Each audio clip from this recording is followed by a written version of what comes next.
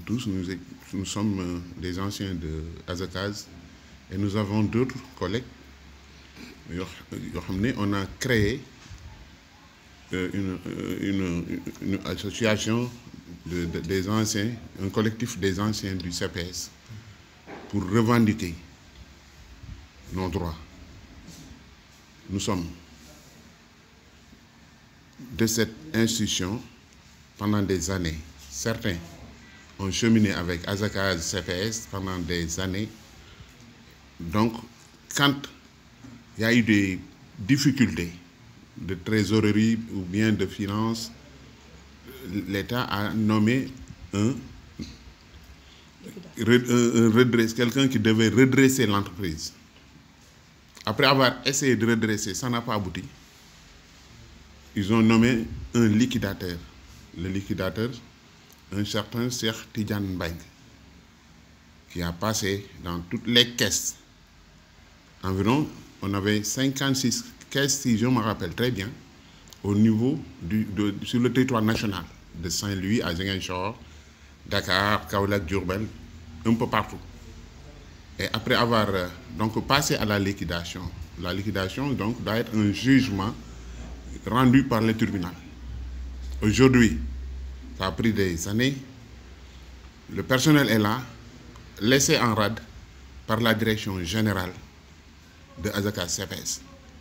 Maintenant, donc, après moult tentatives avec des avocats de la place, nous ne sommes pas parvenus à vraiment entrer, en tout cas dans nos fonds, ne serait-ce qu'un franc symbolique, parce que nous méritons ça, que nous avons eu à travailler dans cette entreprise avec loyauté, et on a donné corps et âme pour réussir. Donc, si aujourd'hui l'entreprise a été liquidée par les juridictions de ce pays, je ne vois pas pourquoi ça tarde à être vraiment réglé. Maintenant, c'est pourquoi aujourd'hui nous sommes là. On a appelé la presse pour que les autorités sénégalaises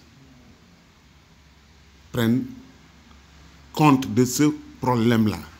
Parce que ce sont des pères et des mères de famille qui ont perdu leur emploi, qui sont restés avec leur famille dans la misère au moment où ce qu'on appelle les employeurs, donc la direction, en tout cas générale, avec le directeur général, sont en train de mener leur vie comme il le faut.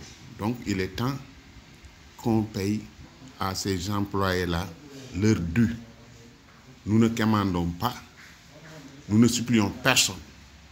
C'est un droit, un devoir citoyen de réclamer son dû. Nous sommes là pour réclamer notre dû. Et je pense qu'avec cette sortie médiatique, qui est un des premiers actes de ce collectif, si la situation continue à perdurer, on aura d'autres actes à poser. Donc c'était vraiment ça. Le jugement a été rendu depuis quand? Le jugement a été rendu pratiquement depuis...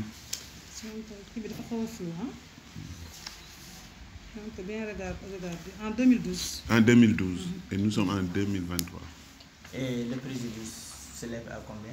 Le préjudice, bon, d'après les premières estimations, c'est dans les... On a vu dans le document 2 milliards et quelques. Donc maintenant, s'il y a dans l'actif, s'il y a des passifs, des charges qu'on devait en tout cas honorer, au moins, normalement, je n'ai pas le chiffre exact, mais je sais que au moment de même, avant de tenter la liquidation, avant de liquider, au niveau des caisses de CPS, que ce soit au niveau du Crédit Agricole, de Ecobank et autres, on disposait d'argent. De l'argent qu'on ne devait pas toucher parce qu'on avait commencé la liquidation. Donc si on a liquidé, le franc symbolique qu'on a récupéré de cette liquidation devait se joindre à cet argent qui était disponible. Et la priorité, c'est d'honorer les charges qu'on devait au personnel. à ses employés. Combien d'anciens employés regroupent ce collectif? Non, mais on est pratiquement une centaine. Parce que je vous ai dit que nous étions sur 56 caisses, avec un chef d'agence, une caissière. Il y a des agences où il y a 2 caissières, 3, des agents de crédit. Ce n'était pas une chose... c'était une entreprise vraiment qui était sur les rails, avec un personnel engagé et dégourdi. Par exemple, moi, à la direction de Fatick, je me rappelle, il y avait une caissière, un agent de crédit, un adjoint en tant que au niveau de la zone, donc on appelait ça la zone, et il y avait les caisses de Niakhar, de Diakhao, de Guilor, de Ndangan Sambou, il y avait Mbour, il y avait Sali, il y avait Somone, il y avait Fadjoud, Joal, et même à Karang, on avait une caisse. Et ça, c'était la zone sud-est, avec comme direction générale à Fatick. Et même à Ndiop, il y avait la caisse de Diakhao. Mais tous les mardis, il y avait une permanence à Ndiop parce qu'il y avait le Louma de Ndiop. Donc une caisse secondaire qui dépendait de la caisse de Diakhao. Et c'était un peu partout à Saint-Louis où vous allez, on avait des caisses où il y avait un personnel, un minimum de. Quand on a 56, donc certainement au moment de la liquidation, on peut compter une centaine qui sont là. Tout à l'heure, vous avez parlé du maire de Ndiop qui va décrocher et le maire de l'association des maires du Sénégal, qui devrait peut-être que de cette caution vous en faire profiter pour vous ayez, mais comme si vous a laissé en rade.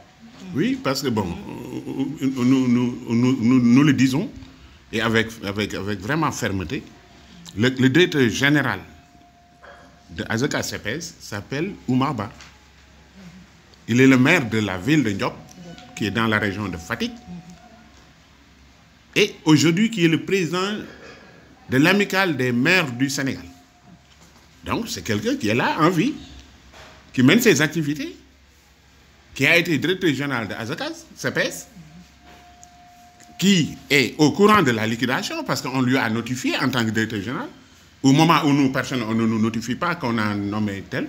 Mais en tout cas, quand on a nommé le liquidateur, un certain Cheikh Tidiane Beng, là aussi c'est clair, le liquidateur s'appelle Cheikh Tidiane Beng. Le directeur général de Azaka CPS s'appelle Oumar Ba. Le maire de Ndiop est actuellement président de l'amicale des maires du Sénégal, qui sont là. Nous, en tant qu'employés, on n'a pas accès à ce dossier. On a tenté avec un avocat. Mais pourquoi l'avocat là n'a pas pu prendre en charge le dossier? Moi, personnellement, j'étais très dubitatif par rapport à... Parce que c'est l'un des anciens avocats de Azaka CPS sous l'ère Oumar Ba, avec Oumar Ba. Donc peut-être il y a des affinités qui font qu'il ne devait pas prendre un dossier d'un de ses amis ou autre, de toute façon. Maintenant, nous, on n'a que notre pays, la nation, on a que la justice, on a confiance en notre justice, qui a rendu sa décision. On a confiance à nos autorités. L'autre acte qui sera posé après cette conférence, c'est de mettre en place un document qu'on va amplifier. Pourquoi pas au médiateur de la République, à la présidence, à la primature, au ministère des Finances.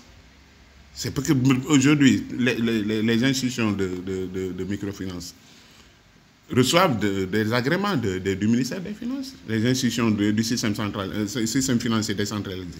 C'est un agrément du ministère des Finances, donc on sera obligé d'adresser cette correspondance aussi au ministère des Finances. Parce que bon, un dossier qui a été déjà jugé, on ne peut plus nous parler de problème de temps. D'ici l'an 2050, on va se battre pour entrer dans nos corps. Parce que c'est un devoir. Et pourquoi vous avez... Un droit aussi. Pourquoi vous avez attendu depuis si longtemps pour agir pour la police? Nous n'avons pas attendu longtemps. On a toujours posé ces actes-là. Dans un premier temps, on avait créé un groupe avec pratiquement l'ensemble des employés. On a tenté, comme je vous ai dit, on a tenté d'aller vers un avocat qu'on avait jugé apte à tenir ce dossier-là et à le faire. Et il a les capacités de le faire. La question, pourquoi il ne l'a pas fait, on n'a pas la réponse. Donc, c'est un peu ce qui nous a retardés. Maintenant, on ne pensait pas aller au niveau de la presse, parce qu'on se disait qu'avec l'avocat, s'il accède au dossier, c'est simple. L'avocat n'a pas pu accéder au dossier, ou bien on ne peut pas dire qu'il n'a pas pu le faire, mais en tout cas, il ne nous a donné aucune garantie ou aucun résultat positif par rapport à cette situation-là. Raison pour laquelle nous sommes sortis avec la presse en tant que Sénégalais. Je pense que c'est l'un des recours aujourd'hui que nous avons, que les gens nous entendent.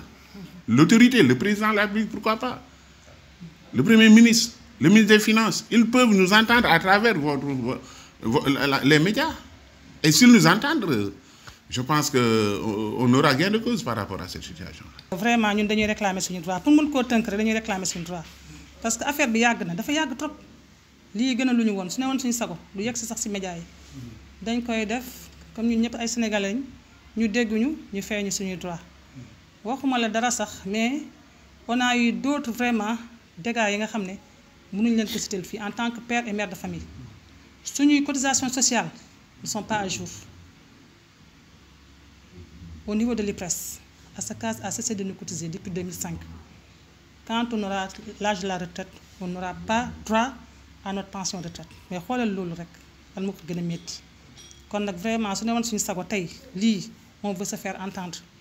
Toutes les personnes yi nga xam ne ñoo habilité à vraiment dugal ci seen loxo ba lii mu mën a aboutir ñu mën a fay ces pères et des mères de famille yi nga xam ne depuis des années ils sont là à patienter gëm yàlla ñu fay ñu suñuy droit man loolu moo newoon sama wax. Je pense que.